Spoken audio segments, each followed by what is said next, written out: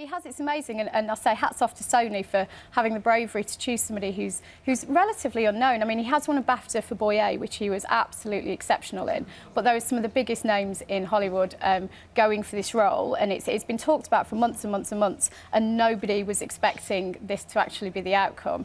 I hope he doesn't go to Hollywood. He was in Lion for Lambs with Robert Redford, and apparently he didn't want him for the role, and so he went away, got a tan, had his teeth whitened, and had his hair bleached to try and be a bit more Hollywood. So I'm asking him not to do that anymore, just to step away from it and just keep British. Although, again, the British thing is up for debate because he was actually born in California.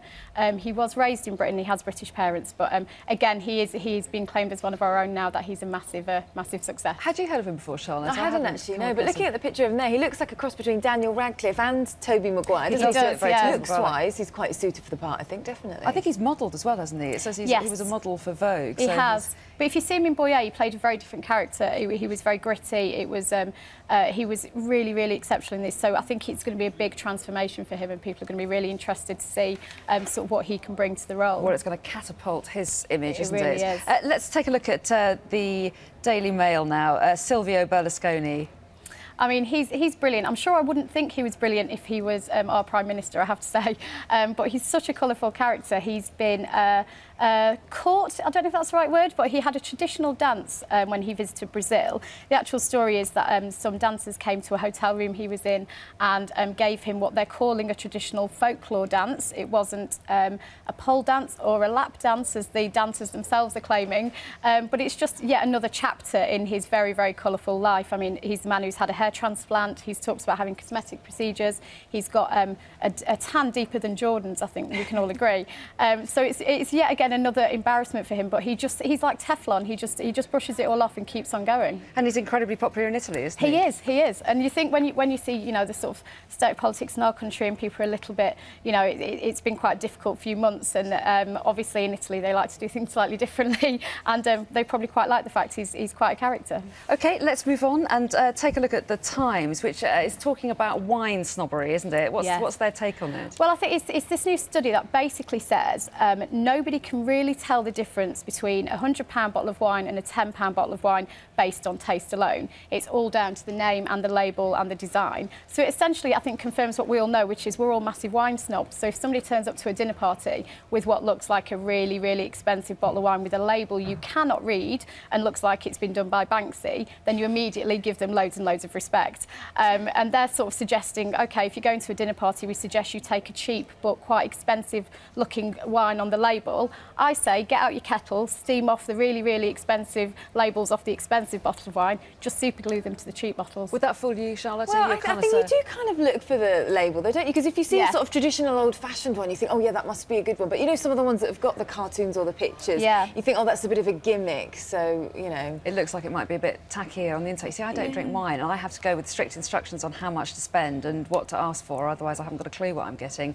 And I probably would be a complete sucker for a posh label. Yeah, I know, and that's what they're saying. They say some of the, in blind tasting, some of the cheap bottles actually came out really well, and people were using the language that would normally be associated with the really expensive bottles of wine with these cheap ones and actually ranking them higher, which is really interesting. We've got one more story here. It's in The Sun, and it's Holly Willoughby looking rather gorgeous. Why have you picked this one out? Yeah, so I loved this, and the Mail did something similar, which is the media often attacks women for being anything above a size 8, and she's brilliant, she's curvy, she looks amazing, and this was at the Twilight premiere the other night, and they're likening her to Jessica Rabbit. The Mail, I think, called her the British J-Lo, and so it was really nice. It was a really nice moment for the British media to celebrate a woman who actually does have curves, looks amazing, looks incredible, and doesn't sort of subscribe to these sort of quite outmoded ideas of what women should look like. Yeah. Well, good for her. So good for Holly, I say. Yeah, absolutely. Terry White, really interesting to hear your selection there. Thanks very much indeed for that. So let's update you on our top stories. Thanks very much for that. In fact, we've been asking for emails on that subject about Fabio being kept on, haven't we, Charlotte? What do people think? Is it a good idea to keep him, or should funnily he enough, be biffed? A fair few people have got a comment on this, as expected. DC Coulson says the FA are in denial if they think Capella's the answer to England's problems. An overpaid coach and players is the problem. Albert in South Africa says changes must be made by limiting the number of non-English players in the leagues and pumping more money into youth development. El Ghana says before we move on, we need need to know what really happened to the England team that was full of potential but then ultimately useless, sadly. And Mike in Southend said, great decision to keep him on. This will keep myself and millions of Scots happy for many years to come. Thanks very much for that one, Mike. Oh, we're keeping that England-Scotland thing going this morning, aren't we? Yes. They're delighted, revelling in our pain, and there's plenty of pain all round. What about weather-wise? Any pain on the weather front, Lucy? Pain on the weather front? I wouldn't say pain. For some people, relief. There's going to be some wet weather this weekend, but not for all of us. It's a mixed bag, really. And as far as the weather's concerned, there's going to be something of an east-west split. Lewis, Sky News. Let's get you up to date with the rest of the day's news now. Here's Charlotte. Thanks, Anna. A married couple suspected of spying on America have admitted they are Russian citizens. Prosecutors in New York say Michael Zatoli and Patricia Mills confessed after they were arrested, along with 8 other suspects. 3 of the group have been told they'll stay in jail after waiving their right to a detention hearing. Craig Milam has the details. We've done that story a couple of times. I've only just noticed that we said homespun hero. Homespun. That's very clever, isn't it? Yes. Anyway, we do try. We're going to hear a lot more from that young man, I'm sure. Charlotte, thanks for that. Let's take a look now at what's on the front pages of the... Let's get you up to date with the rest of the day's main news now. Here's Charlotte. Thanks, Anna. The UN says 190 people have been killed after an oil tanker exploded in the Democratic Republic of Congo. 100 people are also reported to have been injured. Charlotte, thank you. Now then, in one of the more unlikely but eye-catching charity projects... I was laughing again. That looked quite good. Is it I know it has the potential. Like, oh, I'm not sure will Russell Brand be able to put it off, and he does very, very well. And he's a perfect foil with Jonah Hill. They work very well together. I really want to tell you all the jokes, but most of them are so outrageous that I can't really repeat them. It's not the right time of day. Yes. And Sean Diddy and Lucy. I know. I never Puff Daddy, P Diddy, Puff Diddy, Puff. Sugar Puff. I know he's in the film as the really bullying record executive, and he's fantastic. Hopefully he'll get the next spin-off film from this. We're just going to keep it going. But also this director's got a really good record now, hasn't he? It's produced by Judd Apatow, who did Knocked Up. So it's the same stable, and they have that really good balance of really gross-out humour, but quite a lot of heart in there as well. So there's a sort of good bonding. It's much a drama as a comedy. Knocked Up, 40-Year-Old Virgin, and Anchorman. I mean, there's some real classic laughs there. Yeah. Very good. OK, so if you were going to pick one for this weekend? Heartbreaker. Heartbreaker. You're sold on Heartbreaker. I am. Are you taken with that, Charlotte? Yeah, I think that one looks good. Yeah, but definitely. They're all 3 really strong, which is just as well, because we've had some terrible films recently. What with The Sunshine and the World Cup. Vanessa Paradis and Johnny Depp are married. Have they ever appeared together in a film? No. Well, it's about time they did. I know.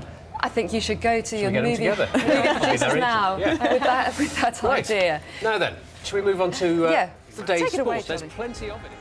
And we've been asking viewers about Capello. Was it right to keep him on? Haven't we, Charlotte? What have they been saying? Lots of opinions this morning. Paul in Lincoln says, good to hear Capello staying as England manager. It's the players and the clubs that are to blame for the failure.